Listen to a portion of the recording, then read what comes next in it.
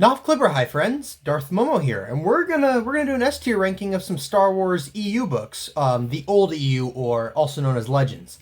Um, well, let me clarify. We're gonna rank the books I've read, with the exception of the Thrawn trilogy and the original trilogy. I haven't actually really touched the old EU since like 2014. That was when I deep dived into a lot of this stuff, or when I started diving into a lot of it. So. I'm gonna try to my best to remember what I read. I remember the kind of broad strokes of most of what I've read.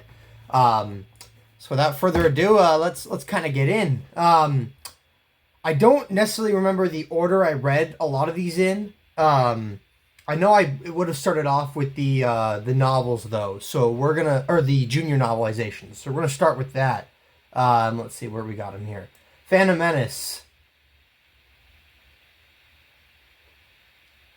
Maybe a C tier. Look, I love the Phantom Menace movie, but I remember reading the Phantom Menace novel, and it took me a while to get through it. I was having difficulty getting through it. So I'm just gonna put it at C. I mean, obviously it's the film, right? It's literally the film put to page.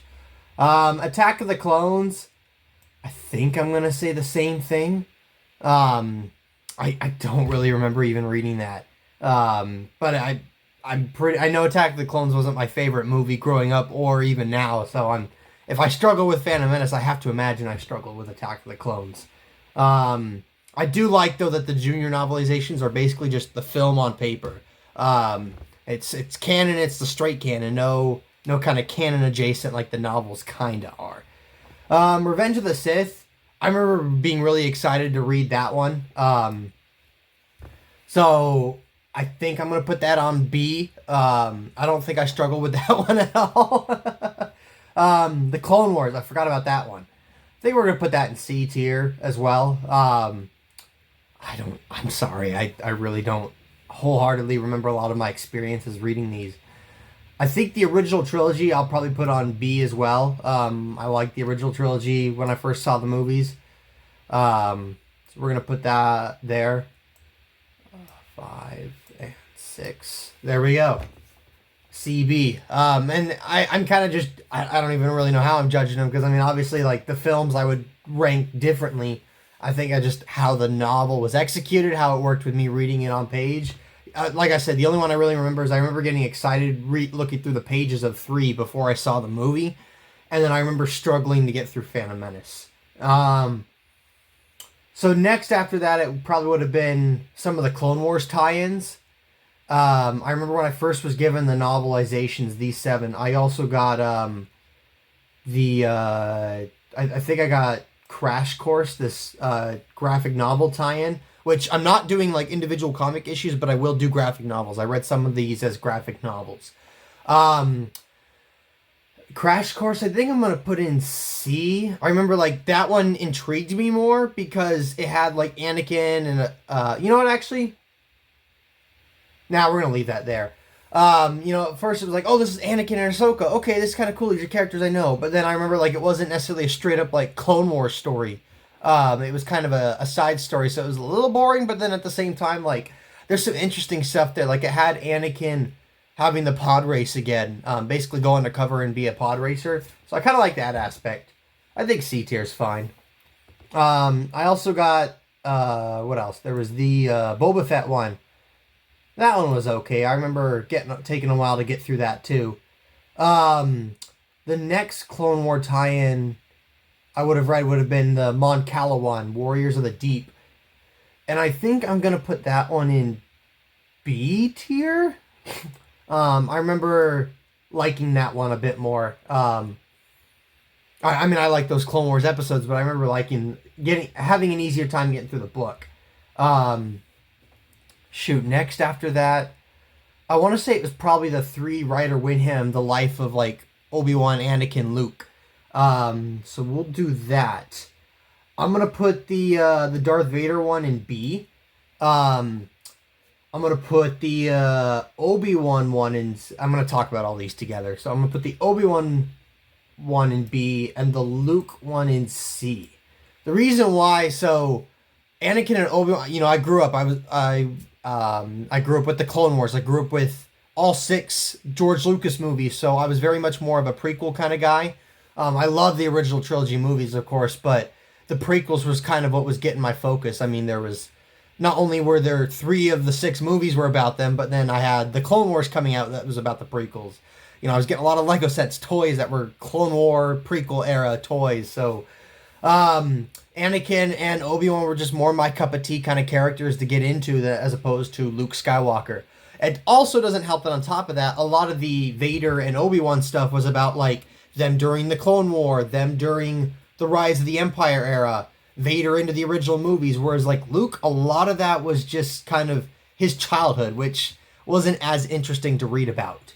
But I mean, I still enjoyed them all. I remember though the one critique I always had was like, you know, I had the novelizations, right? The junior novelizations, but that was just strict film to page. This was kind of the first kind of deep dive into actual EU content aside from like adaptations of what was on screen.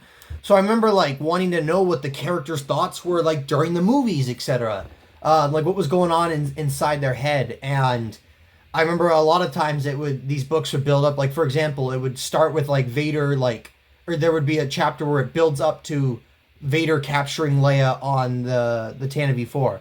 And then it ends with like, or the next chapter starts with, yeah, Vader thought about those days on the Death Star. And it's like, well, I want to know what's going on through his head as he, you know, goes through the events of the movie. I remember also being kind of confused on the Vader one too, because it references, when they get to Yavin, like it references how Vader was on Yavin before as Anakin Skywalker and fought Asajj Ventress. And at that time, I had never seen or heard of the 2003 Clone Wars. So I was confused. I was like, oh, I didn't know that happened. Where did that happen? What? What do we want to... I think after that, probably some of these encyclopedias, the Star Wars Character Encyclopedia 2011. I'm going to put that one on C just because I remember, like, it referenced, like, if a character was in the Clone Wars, but it didn't really have any Clone Wars characters in there, so I was kind of mad because it was just the movies only. Otherwise, you know, it was kind of cool to look through. There was also this Fandex I had. You'll have to look that up, get a better picture of it. Maybe you guys have seen that before. I'm going to put that in C. It was kind of cool. Actually, I'm going to put that in B. It was kind of cool. It had a lot of nice little not behind the scenes details, but a lot of like cool little character facts. I remember enjoying reading as a kid. It was just about the 6 movies. And then after that, shoot, I want to go, I think the Obsessed with Star Wars book. That was actually really cool. You know, I'm going to put that in A. I think that's a really cool concept. I know it's not like an actual like novel, but it's based off of legends or old EU information. And it was like a trivia book throughout the 6 movies and incorporated behind the scenes stuff and a lot of EU stuff. So that was kind of cool. Next, I'm going to go with, I think it would have been In Service of the Republic. It was a graphic novel, Clone Wars tie-in. I'm going to put that in C just because... I remember, like, at first it was like, well, this isn't Anakin Obi-Wan. Like, it's Kit Fisto. It's some weird, random, like, snow planet. Like, Plo Koon, I don't care about any of this. I think there were some other new Jedi characters in there, too. But I read it, and the story was actually kind of interesting. So, I think I'm going to put it in C. You know what, actually, maybe I'll put it in B. I think I actually ended up really enjoying it. Next would have probably been the Darth Maul biography book. I'm going to put that one in C tier, just because... it wasn't as interesting. A lot of it was Darth Maul's origin, because that was just as he was coming back in the Clone Wars. So the only post-Phantom Menace stuff was there was like an epilogue about him on Lotho Minor. Otherwise, a lot of it was his childhood. And Darth Maul, as you know, wasn't really, as far as we've seen, like he had to be hidden, right? He wasn't too active as a child, like going on all these missions and such. So it wasn't as interesting, but there was still some cool stuff about it. Next, I think a lot of this is stuff I read in like the 2014 era, so I really don't know the order I read a lot of this in. So let's just go with the Jedi Quest, Jude Watson. So I'm just gonna kind of rank the series here. I think I'll put those in C. I think I only read the first couple. I know I read the first one for sure. I owned it. Pretty sure I read the second one. I think I read the third and the fourth. It was Anakin Obi-Wan story between Phantom Menace and Attack of the Clones. They were okay. They were kind of fun, but I wouldn't say like I loved it or anything. Next would have been the Last of the Jedi series. I know I read at least the first four. I'm pretty sure I read the fifth because the cover looked familiar. And you know what, actually, I'm kind of vaguely remembering some of the events. So we'll rank that as a series. I'm going to put that in B. It starts with like Obi-Wan and he has to leave Tatooine to go help Ferris Olin, a guy from the other Jude Watson series that ended up leaving the Jedi Order before Order 66, so he was still alive. My interest with the series, like at first I was really enjoying it, and then once Obi-Wan kind of departed, my interest kind of waned, which evidenced by the fact that I didn't end up finishing it. Overall, I mean, I did enjoy it, what I read, but yeah, like I said, my interest kind of waned as it backpedaled from Obi-Wan and focused more on Ferris, who I didn't really know aside from these books. Next, there would have been, let's go, the Clone Wars Darth Maul book, Shadow Conspiracy. I'm going to put that in B. It had some cool extra added scenes, like there's a scene of Anakin and Obi-Wan before Obi-Wan went to Mandalore to save Satine. That was kind of cool. Overall, I mean, these are great Clone Wars episodes, so it was fun to read the book for it. Next, I'm going to go Darth Maul Death Sentence. It was a comic. I'm going to put that in D. I was excited because it was Darth Maul between seasons 4 and 5, so I was really interested in that kind of point for the character. But I remember it left a lot for me to be desired. I didn't really get into that one. Same with Sith Hunters, I got into a bit more. It literally picked up right where season 4 left off. So I liked that one a bit more, and it had a cool moment where Palpatine found out Maul was alive. But overall, it wasn't as good. It was just average. Next, we're going to go... I think we're going to go the Revenge of the Sith book. Obviously, that's an S tier. Matt Stover, he knocked it out of the park with that book. That is probably, I think I would say, the best Star Wars book. And look, I've read, you've got my bookshelf there, that third shelf and fourth shelf and fifth shelf. Like, that's all, or not the fifth shelf, just the third and fourth. All Star Wars books. Most of them new canon, except for the Thrawn trilogies up there, and then the novels for episodes 3 through 6. Lots of new canon, and I would still say Revenge of the Sith is probably the best Star Wars book. And I might almost say it might be the definitive way to experience that story. I'm not as big of a fan of Revenge of the Sith as a film as I know a lot of other people are. But I've talked about that in other videos. I'm much more of a Phantom Menace guy. Don't think I'm a prequel hater or anything. Next, we're going to say Darth Plagueis. I'm going to put that one in B. Now, I know that might, upset some people because I know Darth Plagueis is a pretty popular book in the EU crowd. And look, I like the book. But, so it starts, it's kind of told in 3 separate parts. The first part is about Darth Plagueis and his master. And then it's kind of about Darth Plagueis and recruiting Palpatine. And then it's about, like, the Phantom Menace era.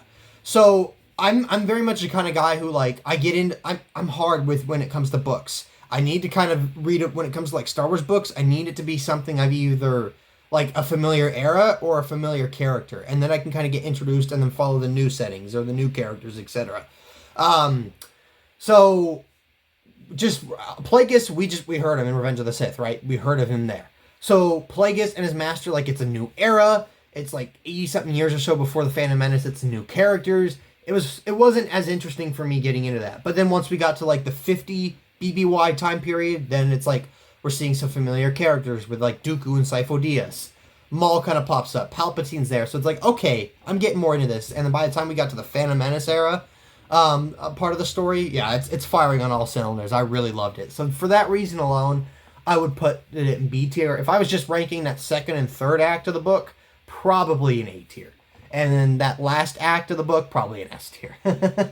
Next, we're going to go Rogue Planet.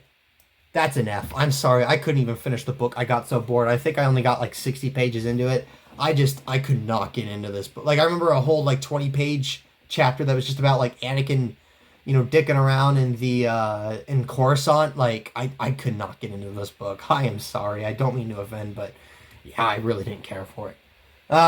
Next, we're going to go the Slaves of the Republic comic. I'm going to put that in C tier. I read this after watching the show, and I love the episodes in the show. So it was kind of cool to see like a different aspect of it, but of course, I love the show more than I like the comic. The Quinlan Voss Omnibus. I'm gonna put that in B tier. This was kind of my first big deep dive into like the Star Wars EU and the comics, and I actually really enjoyed it. I'd known Quinlan before from Clone Wars, and that was it. So reading his story here, a lot of it doesn't have all of it, but a lot of his pre-Phantom Menace story, I really enjoyed it. I had a blast reading this, and it made me really get interested in Quinlan as a character. I did go on to read some of the Republic novels or comic books about that kind of wrap up his story, and I enjoyed those too. But yeah, I really loved the omnibus. I wasn't sure what to expecting. I kind of had low expectations, and I really enjoyed it. Next, we're gonna go these Han Solo Adventures in Hyperspace books. I'm gonna put those in C tier. I think I remember like they were all right. I enjoyed them, but they weren't like anything special. It was just a book. I flipped through it. Yeah, it was kind of good. I got through it, but it wasn't anything spectacular or anything. Next we've got here the Heir to the Empire graphic novel. I read that in like 2014. I'm gonna put that in B. Overall, I enjoyed it. It was fun to read. I'll talk more about Heir to the Empire once I get to the books, but yeah, overall I enjoyed the Heir to the Empire comic adaptation, and that was my first exposure to the story, so it was kind of cool to get into it and experience the story I'd heard so much about. After that, I'm gonna go Union. Union was okay. I remember, I mean, it was basically the wedding story about Luke and Mara Jade. Characters I didn't really know much about. I knew they existed, but I didn't really know like much about Mara Jade. So it was kind of my first exposure to her. I remember hating the fact, like, even on the cover, it's got Luke in a tux. Like, it didn't feel like Star Wars. And for anyone who's going to go, well, Andor has that. Well, I'm not big on that aesthetic in Andor either. I think Star Wars should feel different with its costumes and all that. So having Luke and Mara in what was essentially a modern day wedding outfit was kind of eh. But overall, like, the story was fine. I was okay with it. I didn't, like, love it or anything. It wasn't anything, like, you know, cool in there or, like, top tier. But it was all right. Next, I've got the A New Hope comic. I'm gonna put that in C tier. You know, it's fine. It's just the comic adaptation. But one thing I really liked about it was because it was a re-release, I think, or a redo. It wasn't a re-release. It was a remake of the comic from when the special editions came out. So it included elements from the special editions, like even it had the freaking Jawa running away from the Ronto. So that was kind of cool. I like the little special edition connections. Next, we're gonna go Star Wars Infinities for A New Hope. I'm going A tier with that one. I loved that comic. I mean, of course, I love the movies and how the movies played out, but like that Infinities comic was. I think I actually even went and got it a second time and reread it. Like that was so cool. I really loved that alternate kind of timeline and how the story played out. I kind of got the broad synopses for the other two classic trilogy Infinities, and they're okay, but I think I like this one more. Just the broad strokes of the story. And I also like, too, because this came out, I think, after Phantom Menace, but before Attack of the Clones, so it was, like, integrating a lot of those Phantom Menace elements, but still missing the other two aspects of the prequels. And then after that, we're going to go the Star Wars, I know this, it's called The Star Wars. I know this is technically, not Legends, but like it would have been like non-canon within the Legends timeline. Look, I thought it was really cool, and I'm glad they did this. It was cool to see, but at the same time, like I really could not get into this, and yeah, I would say there's clearly a reason why George Lucas did the why George Lucas rewrote the drafts a few times. Like this is basically like the original first draft of what Star Wars was, and yeah, I could not get into it. Some of the dialogue was rough, the characters weren't that interesting, the plot lines, and also too, it doesn't help that it's different and it's not what I know. You know, it kind of rubs up against my OCD, but yeah, overall it was cool to like see that was a thing, but it was a chore to get through. Next we're gonna do the Thrawn trilogy. Heir to the Empire, Dark Force Rising, and The Last Command. I'm going to put all those in A tier. Look, I've said, like, I've had minor issues with some of them. They definitely do not feel like a 7, 8, and 9. They feel like a kind of like an after episode. Like, if there was, you know, if Lucas made his 7, 8, and 9, this feels like this would have been like an interlude type thing. Or if there was a 7, 8, and 9 within, like, the Legends, or the old continuity or whatever, right? Obviously, these don't work in the Disney canon, but they feel more like interludes than actual episodes 7, 8, and 9. But that being said, like, and I still had some minor complaints. Like, I think there was a couple moments where Thrawn, overall, I enjoyed Thrawn in this, but there was a couple moments where he felt a little over the top or a little OP'd. Like, I remember there was a moment where, like, I think it was in the second book. I don't remember what it was. I know I was talking with some other YouTube commenter about it, but I remember there was a moment where, like, he predicted something, right? Or he, like, theorized something, and it was just, me reading it was like, how did he figure that out? Like, it was just so, like, absurd how he came to that conclusion. It was accurate, but it was like, how would he have known that? And Paleon, because most of Thrawn is observed through Paleon, right? And Paleon was like, wow, how he could only, I think the words were like, Paleon could only guess as to how Thrawn figured that out. And then that was it. Like, it just, the plot moved along. And I was like, well, hang on. How the heck did he figure that out? That was kind of convenient. Normally I'd explain when Thrawn kind of came to a conclusion, but that was like, okay, come on, guys. He wasn't as grounded. I liked him more in Rebels, where he was a bit grounded. Not necessarily in Ahsoka, but I liked him more in Rebels. But overall, the Thrawn trilogy was fun. I loved it, and if I had read that in the 90s, if I was in the 90s as a Star Wars fan and I read that, I would have gobbled that up. I loved the Thrawn trilogy. Next, we're gonna go the original 1976 A New Hope book. I did a video review on this. I don't remember what I gave it. I think I'm going to give it... If I gave it a 7 out of 10 in that review, then that's fine. You can go in C tier. But I think for now, I'm going to give it a D tier. Like, it was... The script was written... Or the book was written based off the script, not necessarily the final film or what was shot. So there was a lot of differences, especially since changes were made in the editing room. It was kind of cool to see, like, what Star Wars was, I guess. And it was also cool to see some of, like, the references to the prequel era that still actually relatively hold up from 1976. But that being said, I just really did not care for the writing style of the book. How it just jumped around between point of views and characters and scenes. Like, it would change scenes without having a break or anything. So I was just like, one moment I'm reading the droids in the Java crawler from 3PO's perspective. Then all of a sudden I'm reading inside the Lars Homestead from Luke's perspective. And it was kind of jarring a few moments. So yeah, I wasn't a big fan of that. Okay, so next we're going to go The Empire Strikes Back. I'm going to put that one in C tier. It was fine to read. I enjoyed it. There was a couple moments where it kind of slogged. You know what, actually?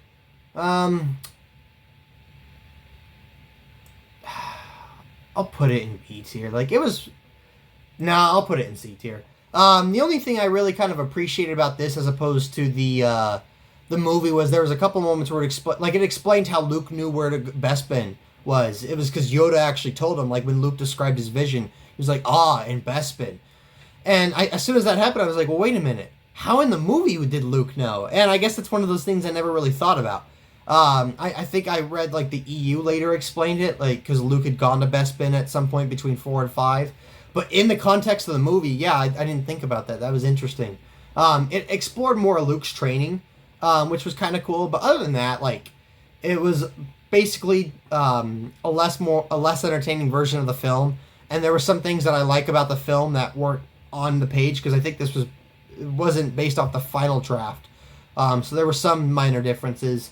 But overall, I enjoyed reading this much more than A New Hope. And our final one is Return of the Jedi. I'm going to put that in A tier. That was kind of like the Revenge of the Sith of the original trilogy novels. It did a lot of, like...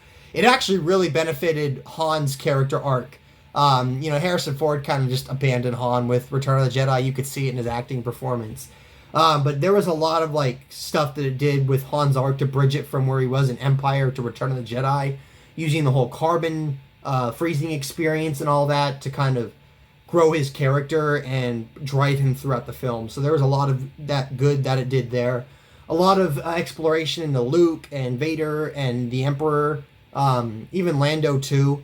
So there's a lot of good stuff there that I really enjoyed. A lot of cool little prequel references that for the most part hold up, aside from the whole Leia remembering, or the way the twins were split up and that timeline, as well as the whole Owen thing. But a lot of stuff, like Obi-Wan saying, like, he felt like he failed Anakin, the whole thrown into the volcano, etc. That a lot of that was kind of cool to read, considering that was 1983. think even the Emperor like kind of references like, Yoda, I know of Yoda, you know, it's kind of cool. I didn't do reviews for those two, but yeah, those are my thoughts on the Return of the Jedi and the Empire book. The Return of the Jedi book is definitely worth a read. Empire, only if you really want to get into it, but I would definitely recommend the Return of the Jedi book. Otherwise, those are my thoughts on the, that's my S tier ranking of the EU books, the old EU or Legends books that I've read. I'm pretty sure that was all of them. Like I said, I haven't touched most of these since 2014, except for the Thrawn trilogy and the original trilogy. So did my best there, but thank you for bearing with me. I think I'm going to do the same thing with a canon ranking soon. So stay tuned for that. Otherwise, thank you guys for joining in. You know, let me know if you have any questions or thoughts on the comments. Otherwise, thanks for joining in. Darth Momo out, and may the Force be with you. Always. Thanks for watching. Please subscribe to the channel. If you liked the video, comment down below and hit that like button. Oh, and check out some of my other videos. I'm sure you'll find them in the light.